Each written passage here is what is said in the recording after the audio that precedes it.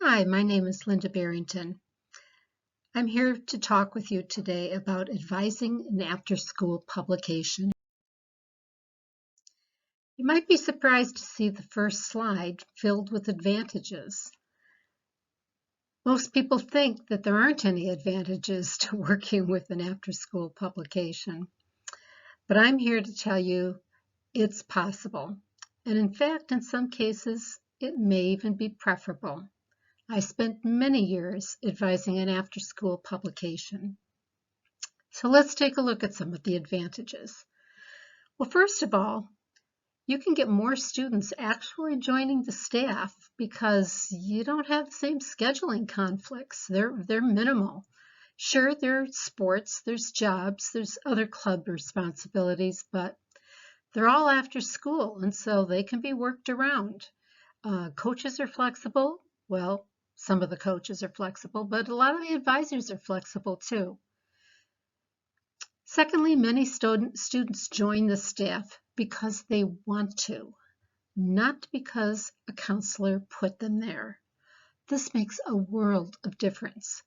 They're motivated from the start, and you don't have those kids that are just dead weight in your classroom that you have to work your butt off trying to get them to be engaged. Anybody who's there is there because they want to be there, and this is a huge advantage. Another advantage is that students are prepared to work in the evening at school and maybe even the weekends if you need to do that because they know it's not a class. It's something they're excited about, something they believe in, something they want to be part of. It's really a good advantage. And the other thing is you can get high achieving students in class because not in class rather, I mean on the publication, because they've got full class schedules and lots of times they're not able to join a class, but they can come after school and make time for it. All right, so I agree there are some disadvantages, and I guess these are pretty obvious. You know, it is a huge after school time commitment. And yes, students do all that work and don't get any credits for it. The commitment level for some of them, well, many of them, can be low. Sometimes I've had students who only work for a month or two and then they quit or just don't even tell me. They just don't show up after that. And I'll tell you, the time commitment for the advisor is even greater because all the work is done outside the school day. And one other disadvantage is that students lack uniform journalism training. Their knowledge, their skills, their experience, they're all in different places, and it's a challenge to work with so many students with so many different levels of not ability, but knowledge, lack of training. That's very challenging. But we're up to it. We can do it. One of the challenges is motivating students to stay and to do their best, and I find anything possible. Food, good food, breaks during the evening when we're working, time spent with them talking one-on-one that you don't get during the school day. All of those things help to motivate them and to develop a culture of excellence. Not that we're just getting this done to get by, but we're going to produce an excellent publication. Whatever it is, we're going to produce excellence, and that should always be the goal. Tell them it doesn't make any difference that they're not having it as a class. You expect them to excel to the same extent as anybody who's taking this for a class. Another challenge is getting them to meet deadlines.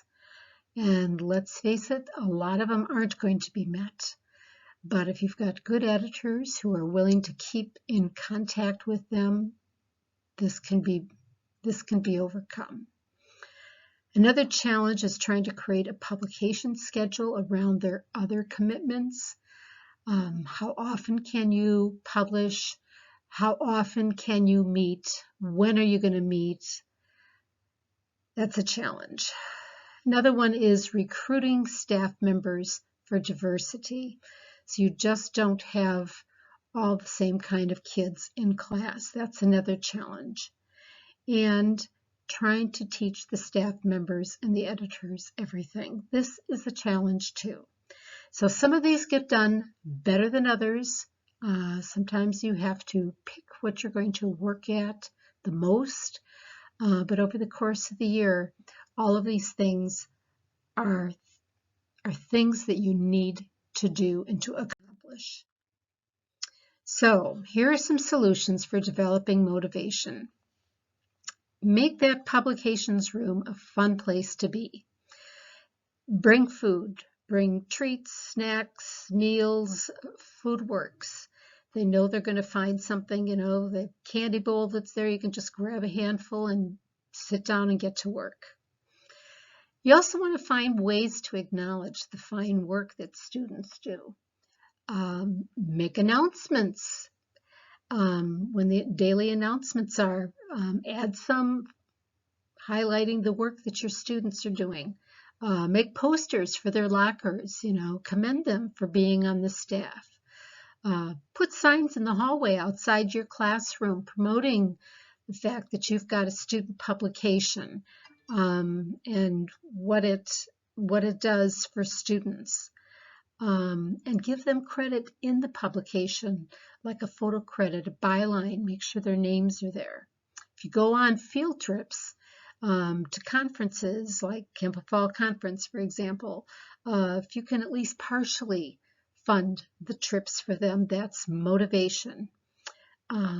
If they're bringing in ads, give them a rebate or a portion of the money that comes in, give it to them. Or if they design it, give them the money for doing the design. That helps develop motivation. And during a long work evening, take some breaks, do some fun things. I don't care if it's putting on your coat and going outside and running around the building and coming back in. Do something that people will talk about, and kids will just love the strange things, the weird things that you do. There's a lot that you can do there with that. So how do you develop that culture of excellence? Well, whenever they are successful, emphasize it. Make sure that you set goals, both publication and individual goals. Meet one-on-one with them while they're working in the evening. Call them aside one by one and work with them and set goals. You taking a personal interest in them and helping them to do this goes a long way to making them feel very committed and wanting to do their best. After every publication, do a staff critique. And by a staff critique means all of you sit down and talk about it. Emphasize the good stuff as well as the things that need to be improved. You can also give a little written critique to them individually, what they can do better for the next issue. Not that it has to be shown to everybody, but that it goes to the individual student. Keep entering all of their work in competitions, critiques. Getting good feedback helps to develop excellence. Find award-winning publications that you can exchange with or that you can get a hold of online so that you're always looking at the best publications as models for what you can do.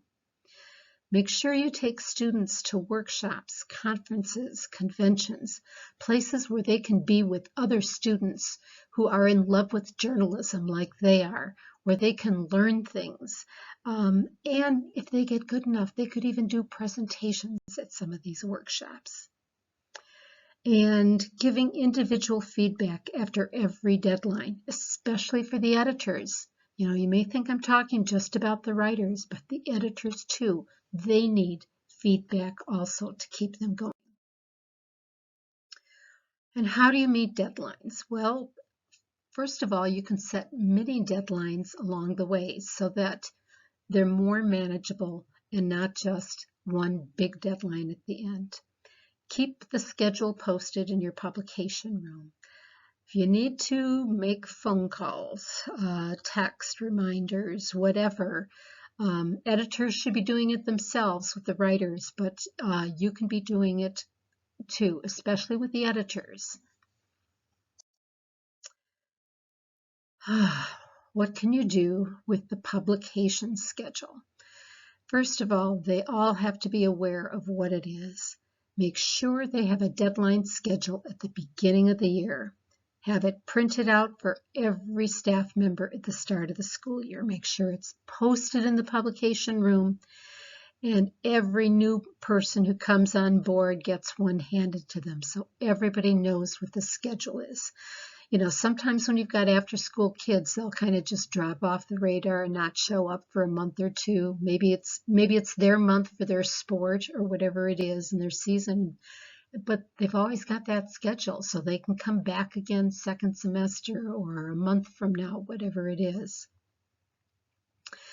Have editors post their schedules for work week on like a whiteboard graph or a poster, with work and other responsibilities included. So when they walk in, they take a look at it, they see their name, and they know what they're supposed to be working on. There's no doubt about it. You know, if the editor's busy somewhere else, there's no excuse. They can still walk in and see what they're supposed to be working on. And be as flexible as needed. You don't give in on everything, but there are a lot of things you can be flexible on, and that's up to you to decide what you can do. There's also a challenge to recruiting for diversity on your staff, and I found the best way is to give personal invitations, calling students from class aside, talking to them individually, having the editors do that too. And, you know, even on our part, being willing to alter the schedule in order to make attendance possible for students. You know, you'd like to have meetings on Tuesdays after the last period of the day, but maybe you have to have an A and a B group, a group that can make Tuesday and a group that makes Wednesday, and then you do it twice. Do something creative so that kids with challenging schedules, maybe kids who have difficulty fitting in, maybe because of diversity issues, because of challenges, you know, some of them may be taking the bus to a different part of the city in order to get to school. How can you work around the bus schedule? Maybe they're earlier in the morning and you can have them coming in then. There's lots of ways to work around it. And then there's the teaching, because you're the only teacher and you haven't got them all at the same time. So you've got to look for all the possible ways that you can give them a journalism education, and take support where you can get it. One of them, a really good one, is getting them to a summer journalism workshop. Another one is having a boot camp the week before school starts. I mean, aren't those fall sports teams starting at the beginning of August practically? Aren't they working ahead of time before school starts? Well, why shouldn't there be a journalism boot camp the week before school starts? You can get a lot accomplished in a week when you've got them half a day every day, or even all day if you can manage it and get kids there. You're way ahead of schedule by the time the actual school year starts. Another thing you can do is have after-school classes on specific topics, even if you have to repeat the same class on different days of the week. Like this week, we're going to be learning all about how to take photos. Next week, we're going to be learning about writing captions. And the next week, we're going to get tips on how to interview. You know, whatever it is, put together mini lessons. You can be in the newsroom working, and if some concern arises, like everybody's making the same mistakes writing headlines, everybody stop what you're doing. Let's just do an on-the-spot teaching to the whole group. And use your experienced staff members. They can bring along those new staff members by doing some of the teaching yourself. You don't have to be the only person who's doing the teaching. And don't forget those professional journalists. A lot of them are really happy to come in and do in-school field trips. For them, it's a break because they're not running from one job to another, trying to file stories, take pictures, get everything in on time. Lots of editors would love to come themselves and to let some of their writers or photographers come to school and do little in-school field trips for them, either after school or maybe even during an hour during the day. Get them out of their classes just as if they were going on any other kind of a field trip.